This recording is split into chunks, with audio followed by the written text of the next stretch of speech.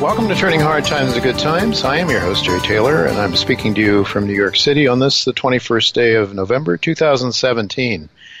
I want to remind you I'm the editor of Jay Taylor's Gold, Energy, and Tech Stocks, and that you can subscribe to my letter by going to miningstocks.com. You can call our office here in New York during normal work hours at 718-457-1426, 718-457-1426. Also like to encourage you to consider subscribing to Chen Lin's letter. Go to chenpicks.com, chenpicks.com. Chen has done exceptionally well as an investor for his family and for friends, and he has actually, he's done extremely well. We've documented that over the years. But his areas of expertise, the areas that he's done exceptionally well in, biotech, energy, and also precious metals. And he is largely and basically a fundamental analyst, but he just seems to know how to pick up stocks and when to pick them up, when to buy them and when to sell them. Timing is everything, as they say. And anyway, I do want to thank you for listening to this show, making it one of the more popular shows in the Voice America Business Channel. Also, want to invite you to continue sending along your questions, comments, criticisms, and praises to questionsfortaylor@gmail.com, questions, the number 4taylor@gmail.com. We do also want to thank our sponsors for making this show economically viable. Our sponsors for today's show are RN Resources, Bonterra Resources, New Range Gold Corp, Novo Resources, Genesis Metals Corp, and Klondike Gold Corp. I've titled today's show, Will Cryptocurrencies Replace Gold as Money? Alistair McLeod, Robert Carrington, and Michael Oliver are here as guests in this week's show. Some people think that cryptocurrencies will replace gold as money, but Alistair McLeod, who sits on the board of directors of Gold Money, provides a very well-informed opinion on that issue. Gold Money recently has begun accepting cryptocurrency accounts, and it accepts a large number of various cryptocurrencies for the purchase of gold, silver, platinum, and palladium.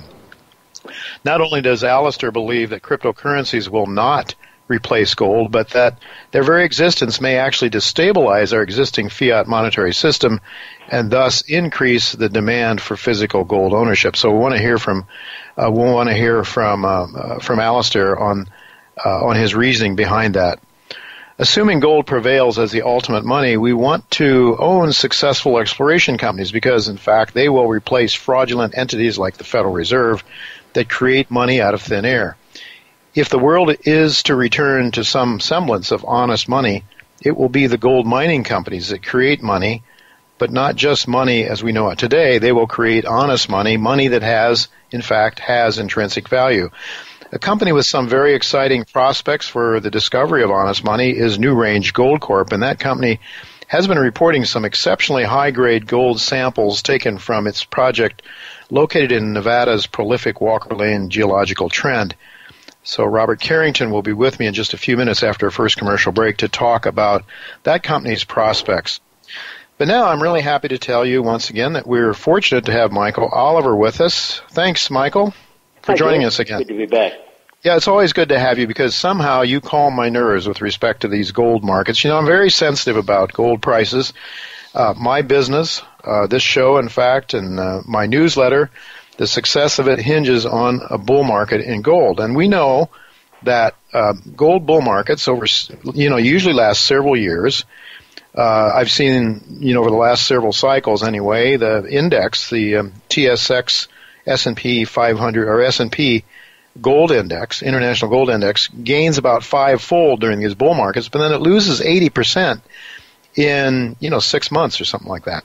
So what I want to do, and I'm depending on you, Michael, and I know our listeners are too, to a certain extent, help us know when to get out of gold so that we can preserve the gains that we had during the bull market. I think you believe we're still in the early stages of a bull market, right? Right. I think you've got to go back and just look at some of the other tops and bottoms in gold over history, at least since 75, when it was legalized.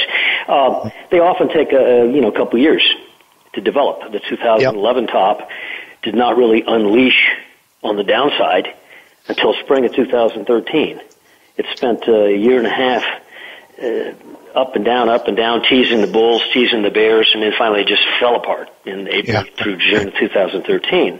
And so, it was like a year and a half later, and we got bearish in 2012 because annual momentum broke. Well, we didn't get rewarded until the spring of 2013. Mm-hmm. A lot of teasing rallies, not to new highs or anything, but just looking good. But it was all for naught.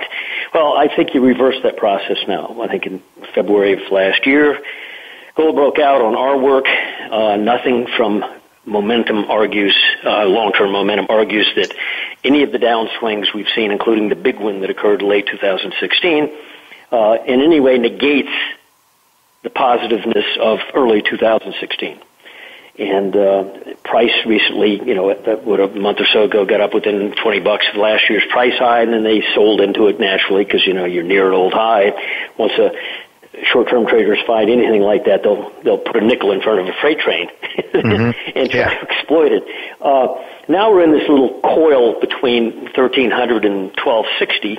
We've been caught in it for a number of weeks, and it's funny that last Tuesday at the same time we were talking. We mentioned where gold was. It was at 1280, and that's where we are right now at 1280. Exact same price. 1 week later to the hour. It's been $15 above here and $10 below here since, but it's coiling into nothingness here. The sell off from the good close we had a few days ago was like 1297 close or 1296 end of last week. Was due to the German event and the attempt to interpret what does that mean that Merkel may be destabilized and not be able to put together a government and all this. What does it mean to the euro? And there are all kinds of assumptions. Well, this will bag the euro. Well, the euro dropped 50 cents. Mm-hmm. It dropped a half a point. And it's halfway between there and where it was before the news event. So it really was a non-event, and gold is taking it that way as well. Meanwhile, we put out a weekend report this past weekend, and I just wanted to make a point to my subscribers because they get so disillusioned by the twists and turns in gold without realizing that it's been gaining.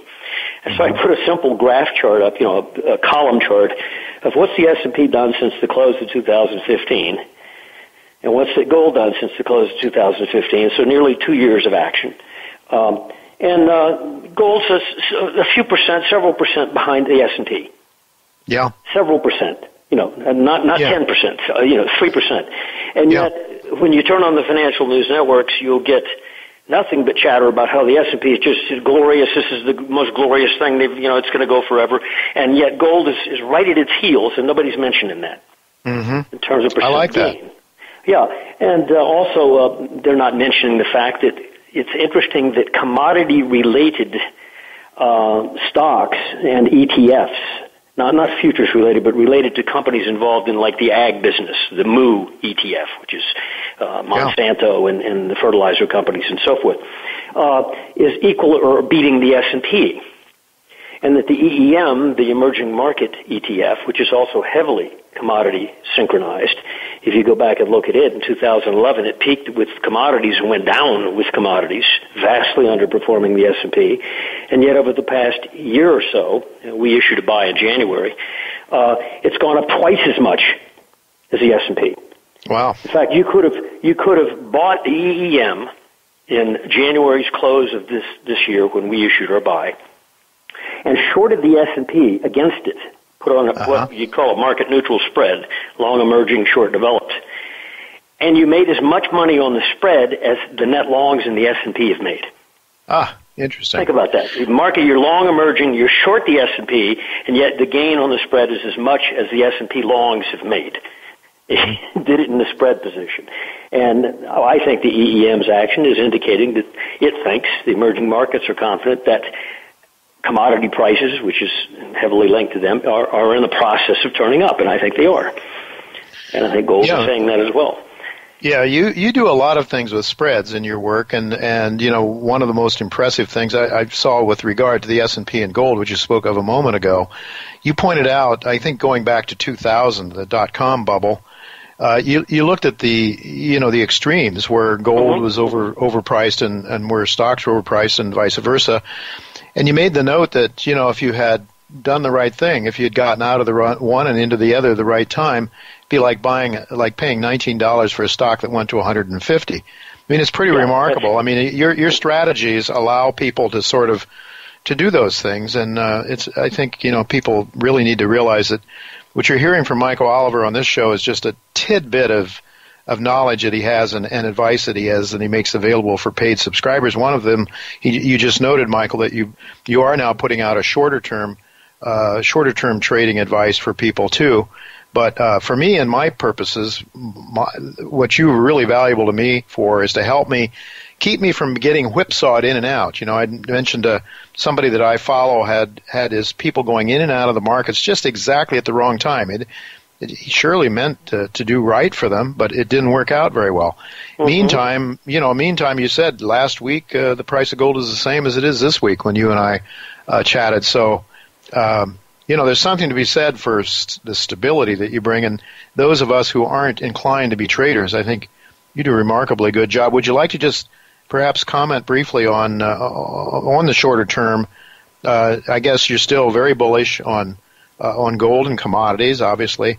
Not so much on the dollar and the T-bond. The T-bond's showing some strength over the last couple of days. Take a minute or so to maybe summarize those major markets. What you think? A gold market, I think, unless it closes out a week at 1245 or lower. We specified this several weeks ago, and its low recently has been just above 1260. Right now we're 1280. Unless it closes out a week at 1245 or lower, that would put us neutral. Mm-hmm. For the first time since being bullish in February of 2016 at a price of 1140. Okay, that would put us in neutral, not bearish. Frankly, it's almost impossible, given our methodology, to get bearish on gold here. The structures aren't there on momentum that argue downside on the long term, that is, and therefore we will go to sidelines, so to speak, if you want to, at 1245, not bearish. But it's holding well, and I suspect it's holding well with intention. Again, if you try to trade markets short term and you're really good, let's say you're really good at it, and let's say 7 out of 10 of your trades win, you feel pretty good. Yeah. But there's going to be a problem because just like at the top in 2012, 11, 12 in gold, when it finally unleashed, if you were trading it even if you were bearish maybe, and you traded the short side, you'd get in, you'd get out, you'd get short, you'd cover, you'd get short, you'd cover. It'd be very easy to miss the move that really counted. Yeah. The crash in April to June of 2013. Yeah. Because if you covered thinking, well, it's sort of oversold, I'm going to cover, take my profits, and it just continued to collapse, you watch it go down, and what your psychology would say, no, I'm not going to chase that, and they missed the move. Yeah. The only guy who caught the move and who probably didn't trade was a guy who said, this is no good, I'm short. Yeah. Until the long term says to be long.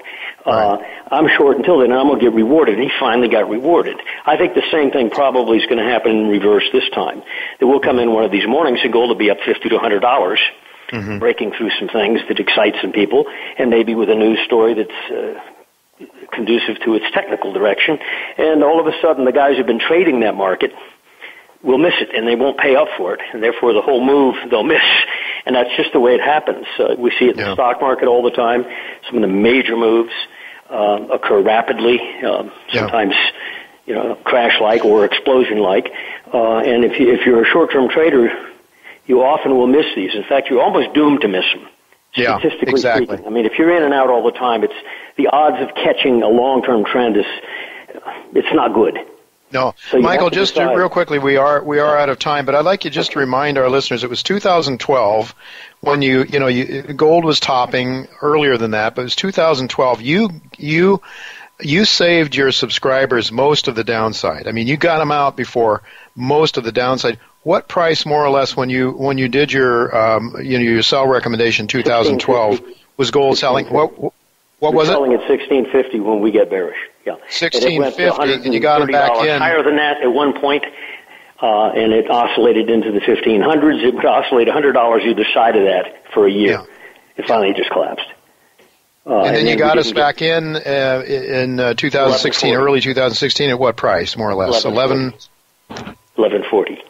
1140. Okay. Yeah, Enough said. Michael, we're out of time. Thank you so much for sharing your wisdom with us. Always good to have you with us. Hopefully you'll be with us again next week. Thanks so much.